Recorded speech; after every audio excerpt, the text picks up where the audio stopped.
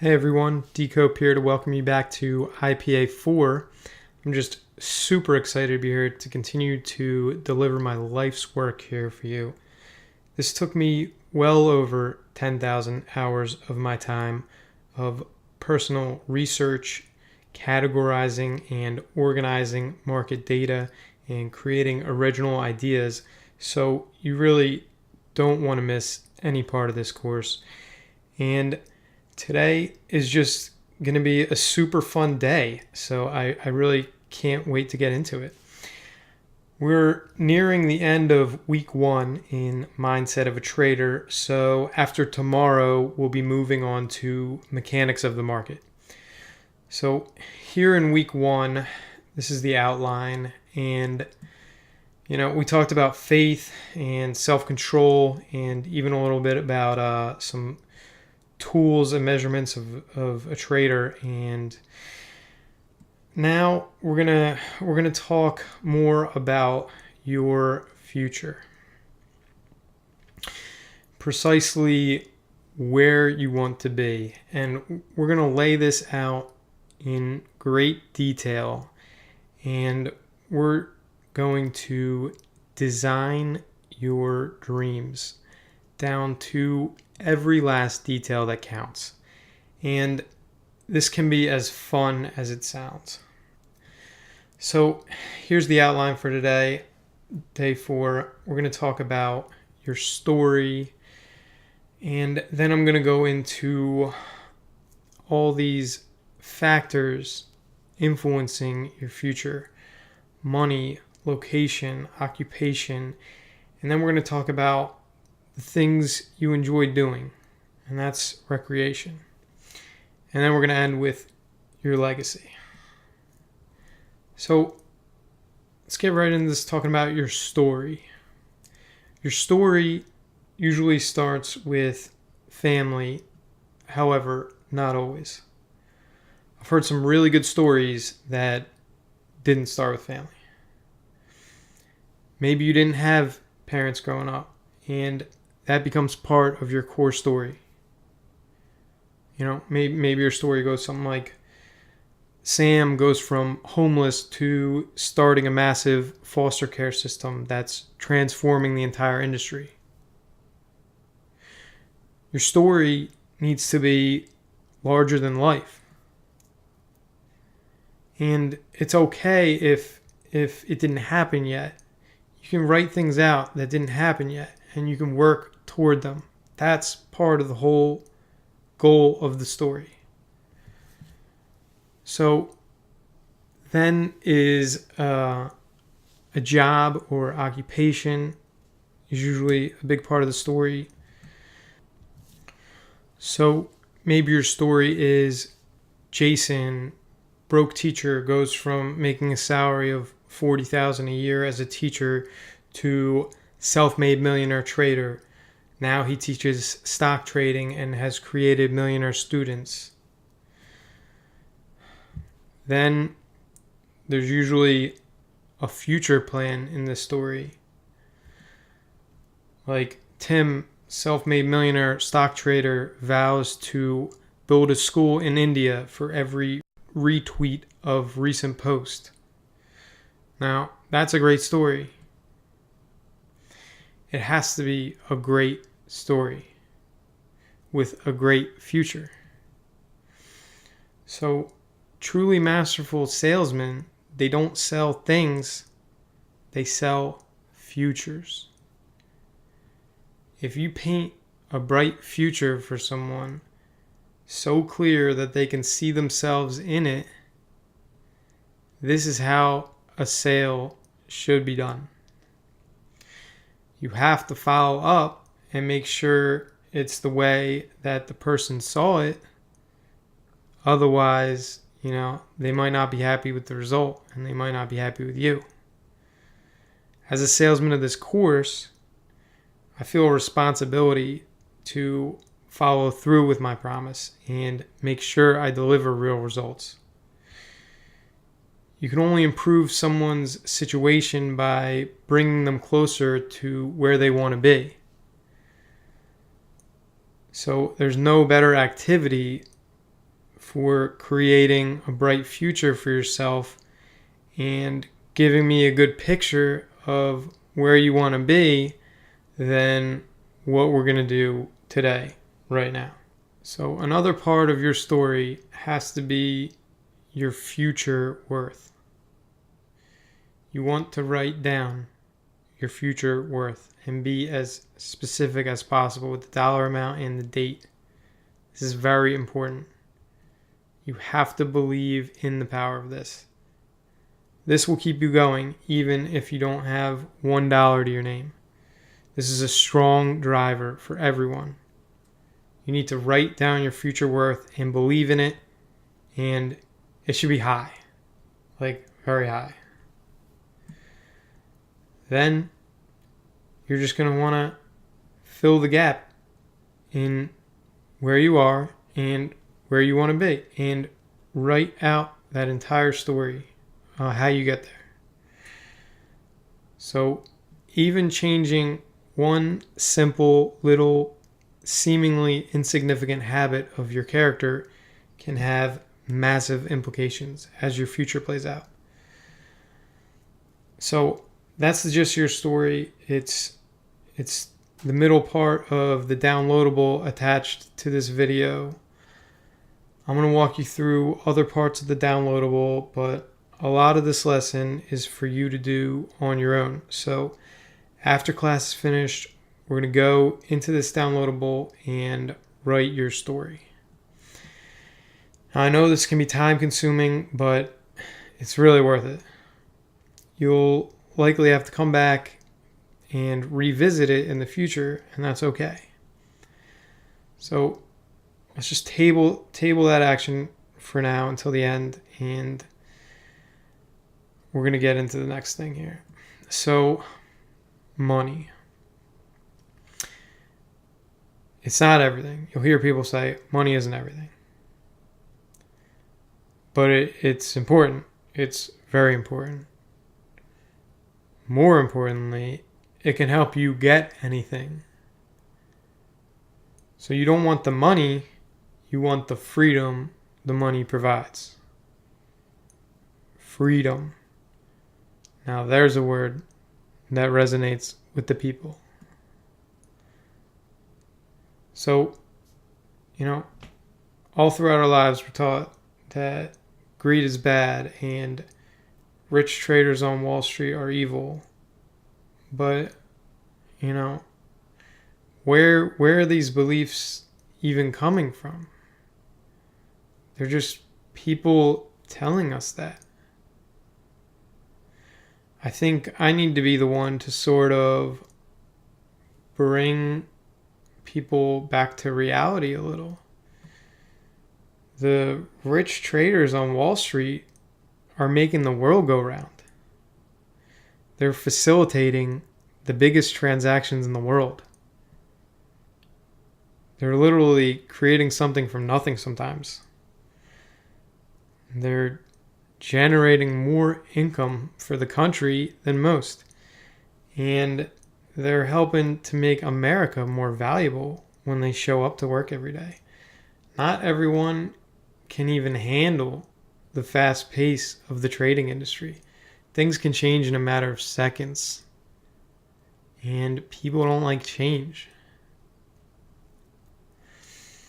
So most people think that money can't buy happiness, and I don't believe that to be true at all. You're going to hear me crush quite a few social norms in this course.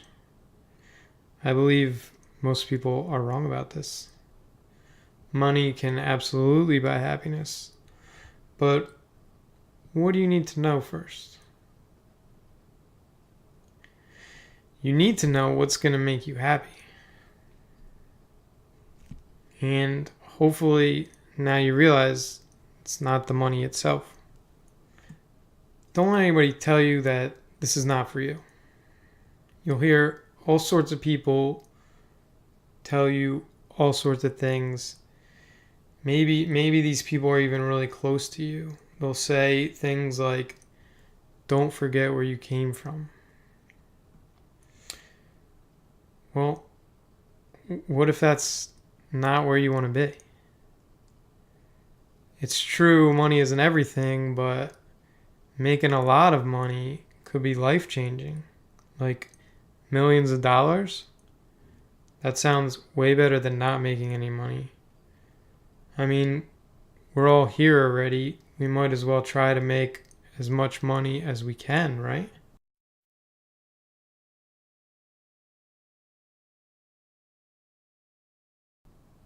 Greed itself is bad. Greed will get you into trouble. And I'm going to talk about this more later in the course. However, I think sometimes deep desire is mistaken for greed and mislabeled as such. As long as you have strong faith in your convictions, you stay the course and really try to change the world for the better, think things are going to go your way. It's only a matter of time. Tune out the naysayers and just do what you want to do. Do you, be you, and figure out where you want to be, and don't let anybody else tell you where that is. You need to come up with that yourself. So there's one other thing about money that's pretty important that I want to touch on. There's a need for any large amount of money to be appreciated by the owner, or it will most definitely be squandered.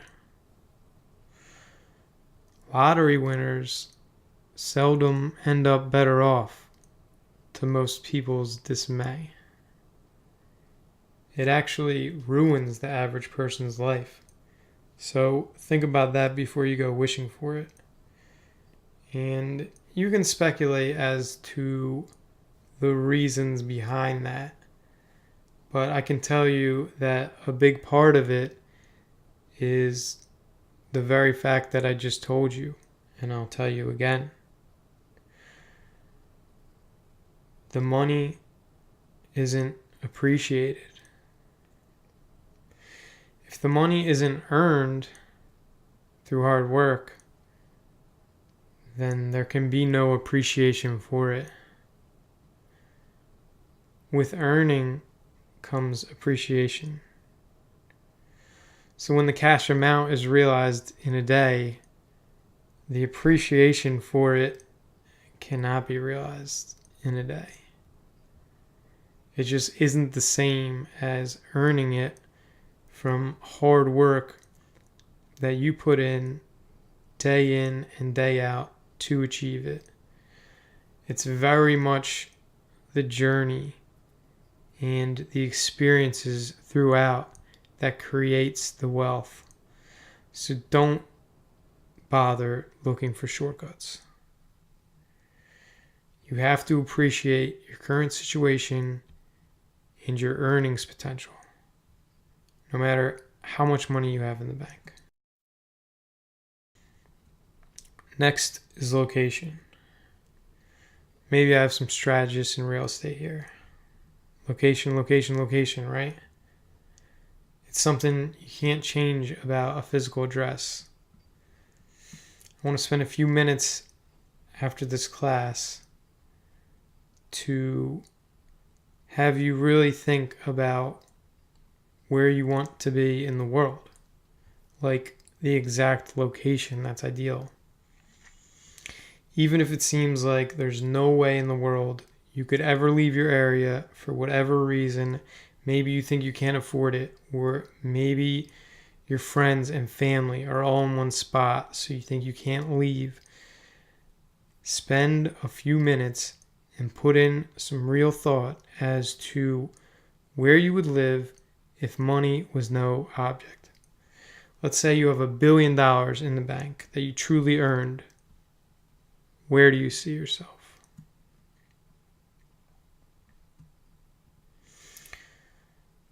Next is occupation. So I want to ask, do you want to do what everyone else does? Or do you want to be rich? Here's where I give away my biggest secrets to my success. I don't know about you, but I'm rich to the core. So much that I don't care if I'm right or if I'm wrong. When the market tells me I'm wrong, I listen. I don't let my ego get in the way of anything. I change my mind pretty quickly when the market goes against me. It's happened to me so many times now that it's just a reaction. It's my instinct that just kicks in, and something inside me says, Dave, something's not right. You're losing money. And like a doctor wraps a wound, I quickly reverse my position to stop the bleeding. You have to understand, you're going to be wrong sometimes, like dead wrong. It's a part of life, and it's a big part of trading. Don't go down with one ship. Accept when you're wrong and admit it quickly and emphatically. Sometimes people will stay in losing positions for years until it goes to zero, and that's just crazy to me. They may not even have any true ties to the company or the industry. They just are praying for this turnaround. So I was at a point where I no longer would accept my life as it was. I raised my own bar, and really, like, in every aspect of my life, I just demanded more of myself and my character. I changed my whole mindset and raised the minimum standard. And this was really in every aspect of my life. So to get rich, we must all do the same. We also must do what others don't do. But do these things strategically. Calculate what will make you the most money. And this is something else that just irks me to the core. If you have a job that you think you don't like, you need to change your mindset to a more positive one. Now, of course, people work because they need money. That's the norm. Don't be normal. Be thankful for every second at that job. You never know when an opportunity will present itself simply by how you're acting in your current position. If you can't believe that you actually enjoy your job and your life, the only other advice that I have for you is to pretend. And this can be really hard for some of us because it's not normal. But if you do this, the dividends will really pile up. People have come to me in tears saying that this idea changed their whole life.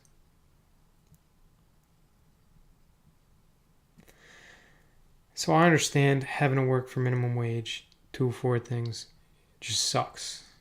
You know, I was there. There's a light at the end of the tunnel, though. Put in the work and be serious about liking your current position and being grateful for what you have. And you want to really own your job. And you'll hear people say, if you don't like what you're doing, don't do it. Do what you love, follow your passion. This is another one of those social norms that I just completely couldn't disagree with more. This advice is just misleading, and it can be detrimental to your long-term goals, especially if you don't have money flowing in. Even if you have no money at all, I'm going to show you how it doesn't matter, and focusing on your lack of money is the wrong thing to do. If you start focusing on how broke you are, you're going to be very depressed. You want to focus on the things that you have going for you. So I'm trying to convey in this week that it doesn't matter how much money you have at all. Doesn't matter. I don't care. As long as you can execute daily and you have a good mindset, a positive mindset, and you're working on a good strategy, it's just only a matter of time for you. Now, it is true that you'll get paid more for learning how to do things that others won't do or don't do. So, very few people want to actually trade in the market. So, props to you for being open-minded about this idea. I mean, it's a pretty complicated skill. There's thousands of moving parts. And when people try and figure it out on their own, people lose all their money. They go bankrupt and they become suicidal. So just learning how to execute and staying in the game, that's a core skill. And we're going to get into the execution, and you're going to know exactly how to do this when this course finishes. So don't skip ahead. This course has been designed to relay the information in a specific order. So going out of order can jeopardize the entire mission of the course. If you're just gonna go into your job, into work, and you're just going to go through the motions, you're hurting yourself, because it just gives off bad vibes. Vibes like you don't care. And that's just bad for business. And it's certainly not good for your reputation. You really want to be as friendly and as helpful as possible. And if you don't like your job, you're not going to be very friendly. When you truly believe that you do like your job, you'll start to see that others, they're going to be surprised. They're going to act differently. And they may even treat you with more respect. Like, wow, Dave, he's pumping gas and it's freezing outside, His hands must be freezing. And he's still got a smile on his face. Of course, I loved my job because I couldn't stop planning my future and laying out exactly where I was going to be, where I was going to spend every single dollar of each paycheck in order to gain the skills that I needed to become extremely valuable to everyone I meet. I was living in my great future that at the time, only existed in my mind, and on paper, I wrote it down. It was in my record book. So just as happiness and positive thinking can lift up others, negativity and pessimism can bring down others. So we have to be very careful not to bring that attitude and that mindset to any place in our lives, especially our jobs. And it can be so tempting sometimes. Maybe a coworker hangs you out to dry and you just want to, get right back at them. Or someone really screws up and, you just want to unload on them and tell them what they did wrong. Let the other person save face. We want to really try and leave everyone better off. Criticizing and condemning someone is never the right thing to do. But people will say all sorts of things to get you down. That's why you sort of need to build up these invisible shields to protect yourself from the verbal abuse of others. So, when you come into a new workplace, the first days are really make or break. You want to start things off in a positive direction. Smile, help others. If you have to pretend. People in the service industry know this. You get better tips if you are happy and you pretend like you like serving others. Let's face it, there are some people that need to be pulled up daily. Maybe they're going through some real shit right now, emotionally. You don't know what their day looks like. Some people are loose cannons and they're just waiting to explode on somebody. The next person. It could be you. Maybe someone close to them just died or they're going through a tough divorce. You have to look out for signs that somebody's really struggling. This is so important to be extra observant at this. And, maybe you can be that support for them in the moment by lending a hand, going out of your way to being really nice to them. So it's so easy to get blindsided by other people.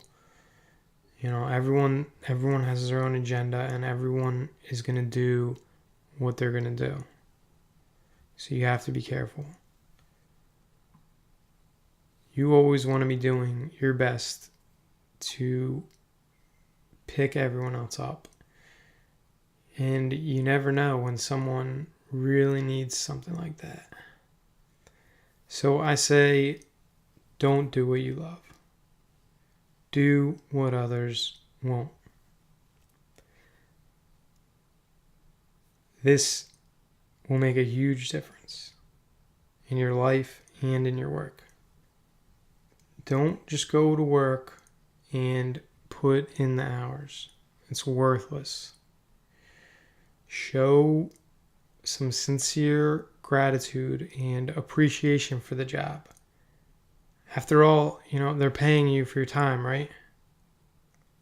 When you start acting like you love your job, people are going to be caught off guard. And, that's what I love about it. It's not the norm. It's atypical. It's not typical.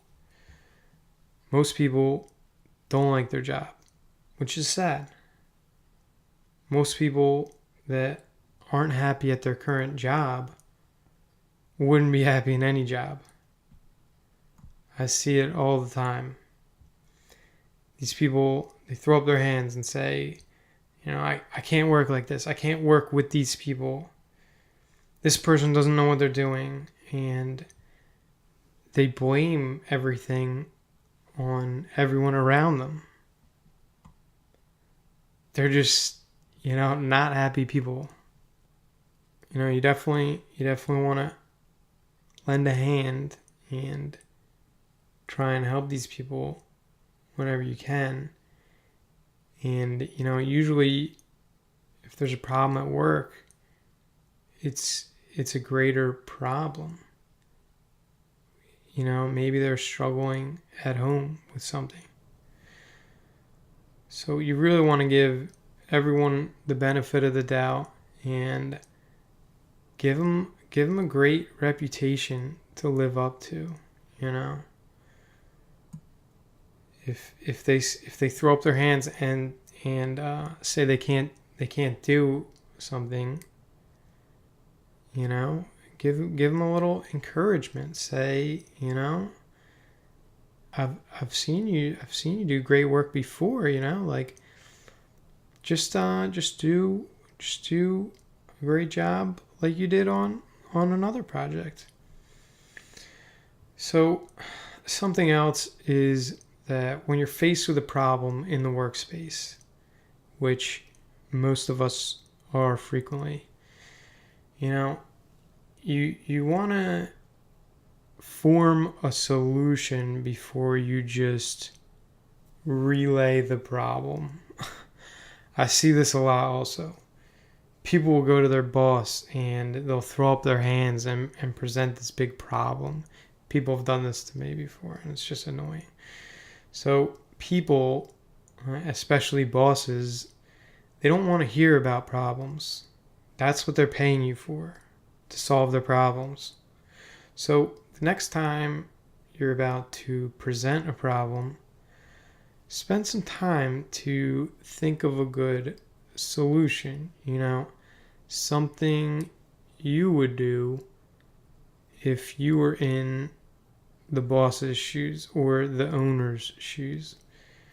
And do that before you present the problem. That way you can present the problem with a few solutions that you've thought out. You're making an effort to do the work. Now, obviously, this isn't for your urgent problems that need to be escalated quickly. But we must put ourselves in the shoes of our boss or the owner and help them to solve the problem before we deliver the problem. If you're in a large corporate workspace, you want to think of your organization like a puzzle.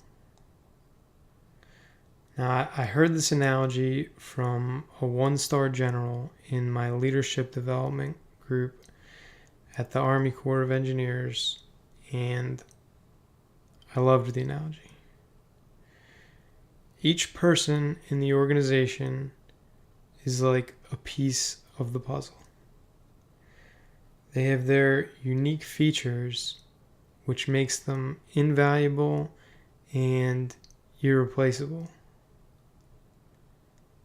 Each piece also has an exact place where they fit, and everyone must fit together perfectly to secure the integrity of the big picture.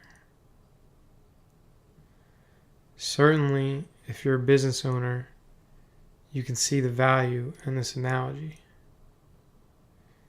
If you're an owner doing what you love, it sounds like you're doing it right. And then now we just got to ramp up your return on investment. But if you absolutely hate what you're doing and you feel stuck in a dead-end job, don't lose hope. Live in the future you're about to create.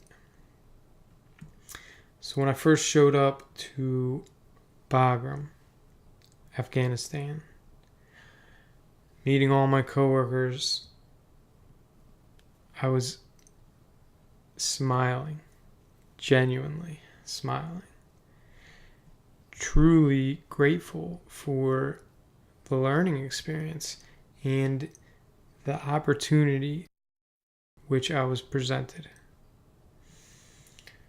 And sure as shit, one of the first coworkers I met, one of the first things she said to me was, "What the fuck are you smiling about?" Now, I was a civilian over there, so, I had to laugh a little bit in my head, and of course, I wiped off my smile. I wasn't smiling because I liked my current situation. I was in a war zone. My body was in a war zone, but my mind wasn't. My mind was once again in my bright future, on a beach, enjoying life, relaxing, playing paddleball, knowing that I worked for and earned this future for myself. That's why I was smiling in the moment. I only remember because of the response it elicited. However, I've found that most people are taken back by someone who really likes what they're doing and takes pride in their work. So you can learn this trading business while working another job, like I did. You can practice getting good at trading in your spare time. An hour a night if you want, while still at your current position. And then as you gain the mastery level through training, you'll be able to write your own ticket. And that's what this course is all about. So next is recreation. This is also an important piece of your story. This can be a really fun activity. I still think about these things. What makes you happy? You want to write these things down, and you want to think about them when times get tough. Project yourself to that ideal location and picture yourself doing what makes you happy and doing some of your favorite things. And it's only a matter of time before this becomes your reality. So I ask, what could you do every day? What could you do every day? Write these things down. What's stopping you from doing these things every day? Do something different. Something you normally wouldn't do. If you've never taken a yoga class, sign up for a yoga class. This is just an idea, just to get your mind thinking. Then you want to write down all the things that you could see yourself doing every single day. And this is really, really important. So, to give you an example, for me, I couldn't think of too many things, but, I like juggling a soccer ball. I could do that every day. I like working out. I like reading a book. And I like writing. These are all the things that make me happy and make me feel alive and make me want to get out of bed every morning and really seize the day. Like carpe diem. What does this for you? What makes you jump out of bed in the morning? And you want to write these things down. So the last thing is legacy. Your legacy is how you want to be remembered. If you're just starting to write your story today, this is something that you probably want to hold off on even thinking about until you have your story, until your story materializes a little bit. But you definitely want to keep this in the back of your mind. Build your story first. Then once you paint a pretty good picture of where you are and where you want to be, it becomes easier to see the main ideas that you want to leave the world with. Now, you may feel this need to hold on to how you were, and that's normal, that's natural. Think of an animal shedding its skin. Your mind can do the same. Think of a cicada leaving its shell, or a gecko shedding out of its skin. Let your mind come to life a little bit here and shed its proverbial outer layer to bring a fresh start.